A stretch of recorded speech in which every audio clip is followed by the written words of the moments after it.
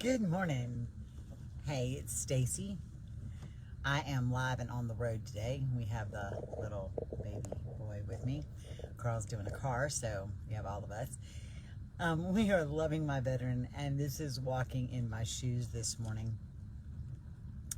Just wanted to pop on and do our talk on our rights and things that we have a right to do. So he is going to kind of pop in and out a few hundred times, I'm sure, during this event. Did you find water? Working on it. So, good morning. Mouse, get back, please.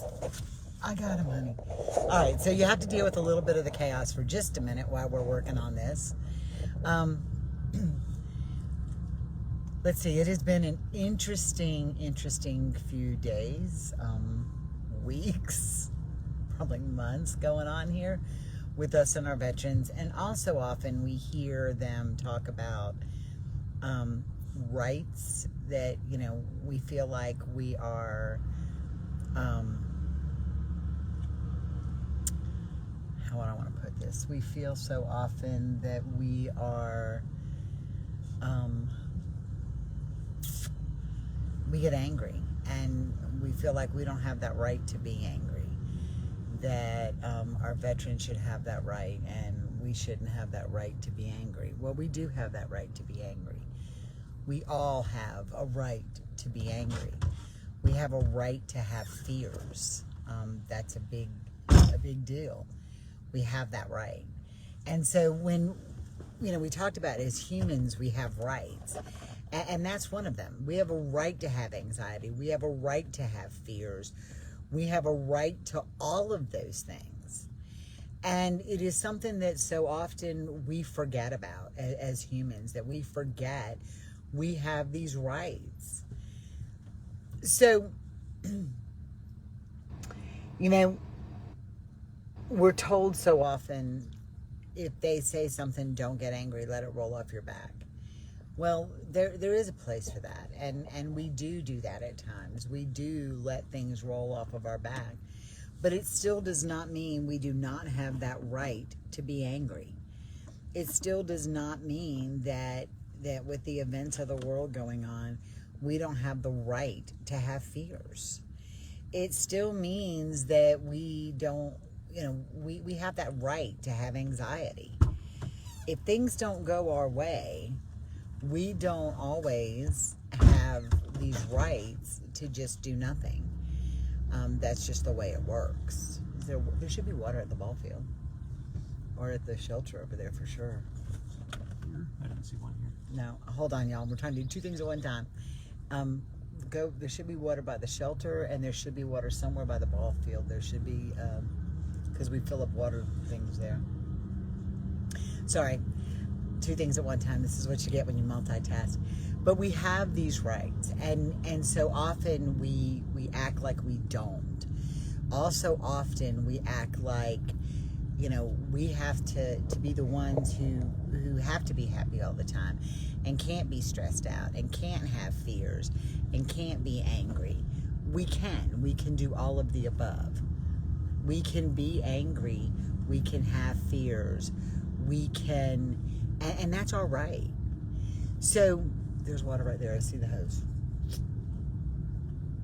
Sorry, y'all. Two things at one time. So we have all these rights, and we forget that so many times.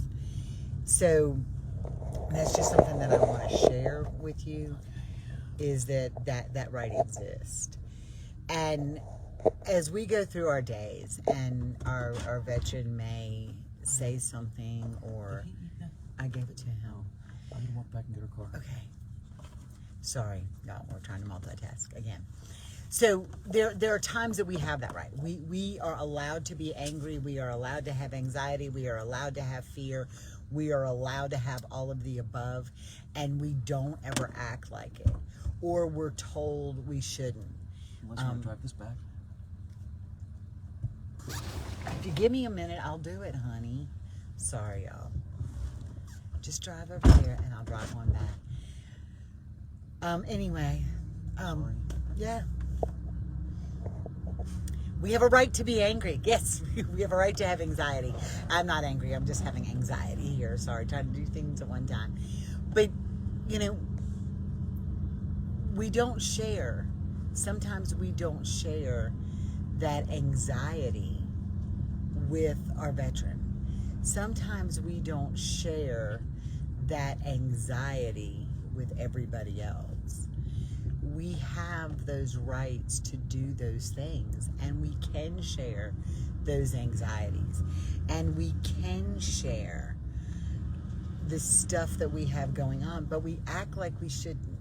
We have this fear in us that we shouldn't be allowed to act that way. Well, I can't upset my veteran. Well, I can't do this. And I have to be careful because if I let him know that I'm angry, it's going to set him off. No, you have that right. We all have that right. And what happens is that when we don't utilize that right, when we don't share that right, when we don't do that, it messes up our relationship with them. A relationship is about communication, and it is about trust. And we sit here so too many times. We sit here and we act like we don't have that right, and then we don't understand, we don't get why our veteran feels the way he does about our relationships when we choose not to do that. It is about the relationship. It is about normal relationships. And we don't ever do that. We don't ever deal with that. We don't ever go that way. We act like we shouldn't be spilling our guts to them because if we do, we're going to trigger them. Well, how does that make that a partnership? Now, I'm not saying that the time that we should be doing that is when they are in the middle of something. I am not telling you that when they're having their moment, that needs to be the time that we stand in front of them and scream, "I'm angry at you, stop." Because it doesn't work. Remember, once they get that moment, getting them out of it or getting them to listen is almost impossible. But after things calm down and after things kind of get normal and after things settle down, you have the right to tell them you're angry. You have that right. And you should. And you have a right to be angry at other people, not just your veteran. You have that right. With the things that are going on today in this world, in this society, and I'm not taking sides one way or the other, but what I am saying to you is we have a right to be anxious. We have that right. We have that right to be anxious. We are allowed to do that. And it is something that we should be doing. And we should share that anxiety with our veteran because it is important that we do that. It is important that we do that. How do they know that? We have a right when other people are flooding us with stuff. We have a right to be angry and say enough is enough. When we don't like something, we have that right. But we never voice that right. We have it in our mindset that we just have to keep our mouths shut. And that doesn't do anybody any good. Anger, fear, anxiety, they are emotions that if everybody else is allowed to have them, why should we not be able to have them? If everybody else can have them, why should we not be allowed to have them? We should be. And we do. And that's something that is hard for all of us to learn. How many times does somebody ask you what's wrong and you say, "I'm fine"? I do it all the time. Carl gets furious when I do it all the time. Because he looks at me and he says, I know you're not fine. Right? And so what does that do to the trust factor in that relationship? If I tell him that I'm fine, what does that do to the trust factor when he knows I'm not fine? What have we done by that? I thought you could actually vacuum it here. What have we done by doing that? What have I done by telling him I'm fine when I'm not? And we don't think about that. And then we wonder why our relationships blow up. And then we wonder why things don't go well. And then we blame everything on PTSD, when in the reality is we use PTSD as an excuse just like they can, or as a crutch, and we both do it, and we have to stop doing that because you have to work on the relationship too. And we don't do it all the time. Does his PTSD affect our life? Yes. Does my PTSD affect our life? Yes. Does it absorb our life and control everything in our life? Absolutely not. But we had to learn to not use PTSD as the excuse. We had to learn that a lot of our issues were relationship issues. Actually, I had to learn that. Carl will tell you, I am better at PTSD, and he is better at relationships. But see, when you say that you do have that right, but it's always received negatively, it will be initially. And I please understand that this is not an overnight cure here. This is a long-term practice that you get into. One, they have to be in a point where they're receptive. Okay, so like I said, when they're in the thing, and again, if you're feeling negative about something, or you're angry about something that's said, when we approach them or us with the "you did this," you have instantly shut it off. When you take ownership of it and say, I feel this way, and I am angry because I took what you said as this, now you've taken ownership of it because you're the one who's angry, right? And it doesn't get into this finger pointing thing. Nakia was so cute. We were talking about it one day. She said that her and Richard, when they would get into it, would hold up stop signs, literally, and just be like, stop. And we're not going anywhere positive in this conversation. And I thought that it was a very cool thought. There are times that we have to take a break and say, give me a minute, and calm down. But you can communicate your anger, your fear, and your anxiety. You can do that. It takes time, and it is approach. And I am not the best at approach at all. I'm getting better, maybe. He's sitting next to me. He's over here shaking his head no. I am not the best at approach when I'm angry. Avoidance is a big thing for me. If something's bothering me, I want to avoid it and stay busy and say I'm fine, and I'm really not. So that is a big deal. And when I get angry at him and I don't take that time to settle down, it is like somebody turned on the pile of vomit, and all of this negativity and hatefulness just spews out of my mouth. It's pretty accurate though, right, babe? You say a lot of hurtful shit. I do, not meaning to.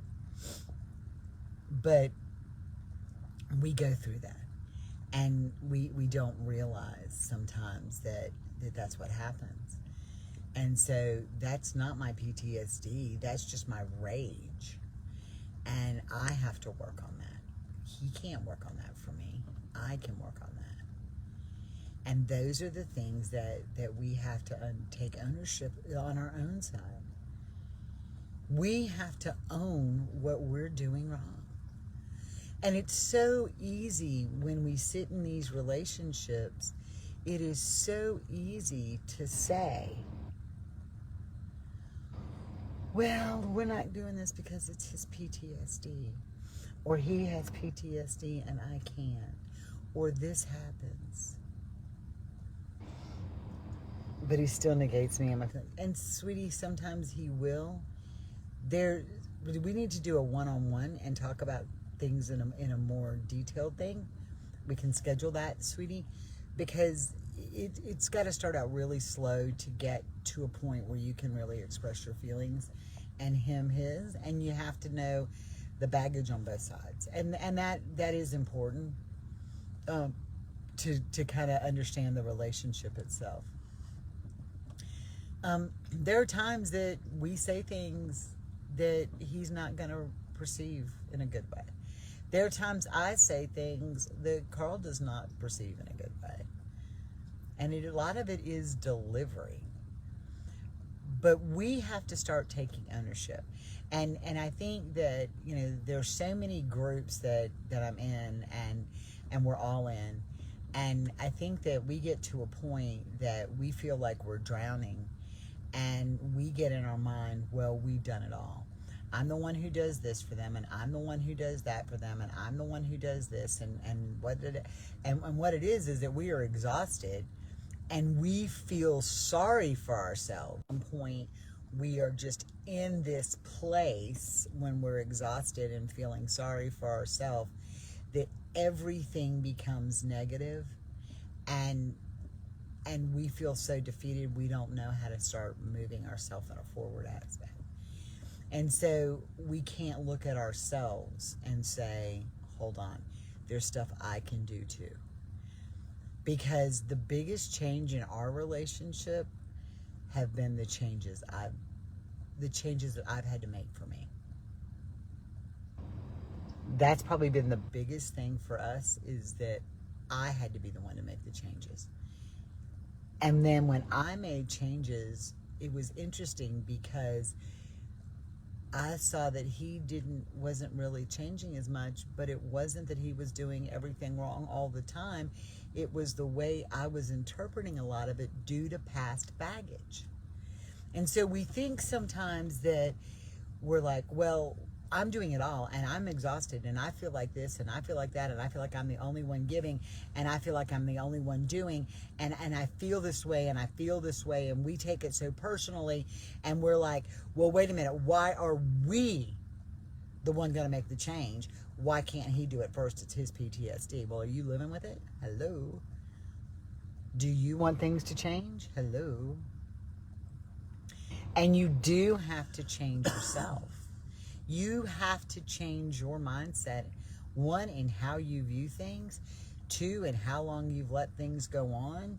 I mean, there's so much, and there's so much past baggage. I viewed the world totally different because of my past relationship. My past relationship, my past marriage made me view the world totally different and view myself totally different. I go back and I look at myself now, and there were early on, and there's even times now, I'll look at Carl and I'll say, and why do you love me? Because there are times I feel unlovable because of my past baggage. Right? And so when you feel that way, you look at the whole relationship differently. So you're allowed to feel this negative and this anxiety and all this stuff. You're allowed to have that. And you need to be able to voice that. But the first thing you have to accept is it is okay for you to feel this way. We have a tendency to think that if we feel a certain way,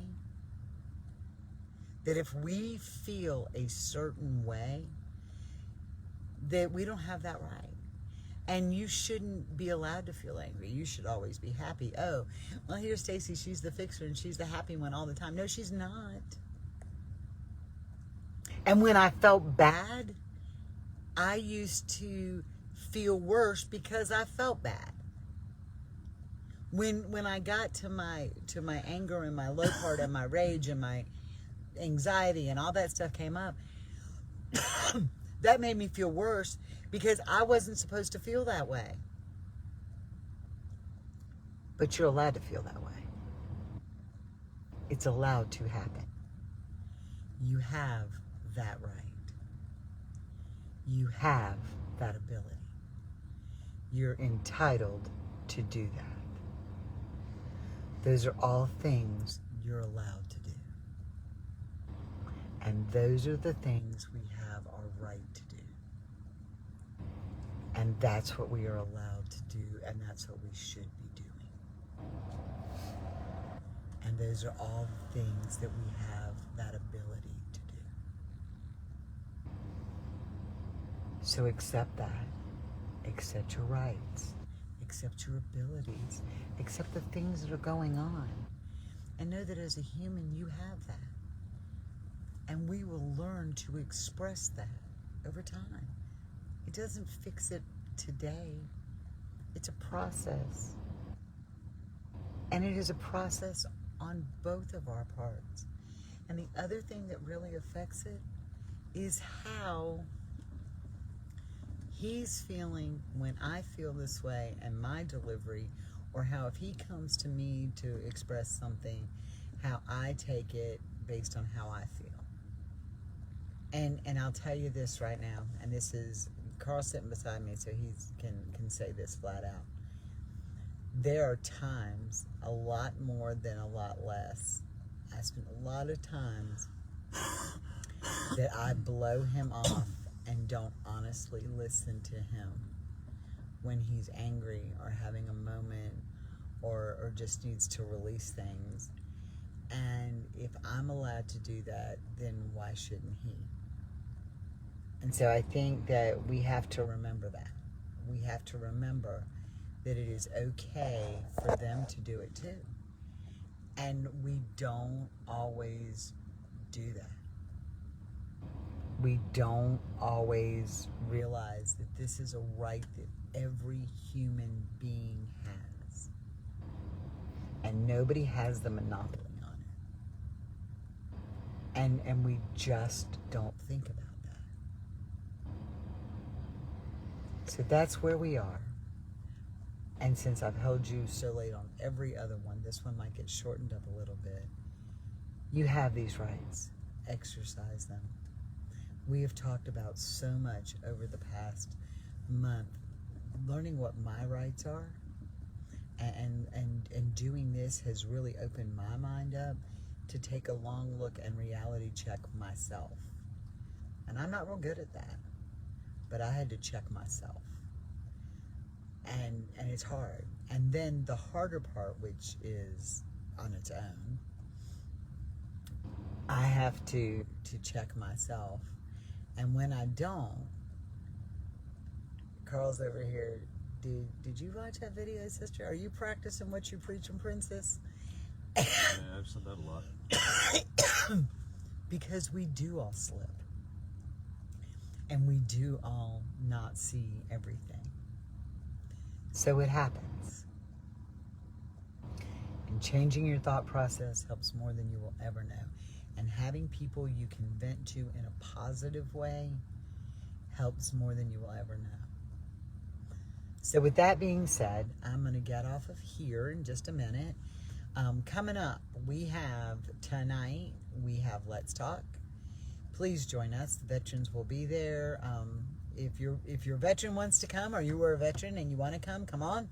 We appreciate all the insights from both points of view. If your veteran doesn't want to come and you just want to ask questions or hear what we have to say or talk about stuff, we are there as well. So it's a great night of a lot of fun. We've developed some really great friendships through Let's Talk. I'm friends with people I have never even met because of COVID. So it's kind of nice to be able to sit there and talk to other people who walk in our shoes and who do that. So we just do Let's Talk. It's at 7 p.m. Eastern time. It usually lasts 2+ hours, so you can pop in from another time zone later when you get off work. There's just lots and lots going on. You'll see new stuff coming out every day.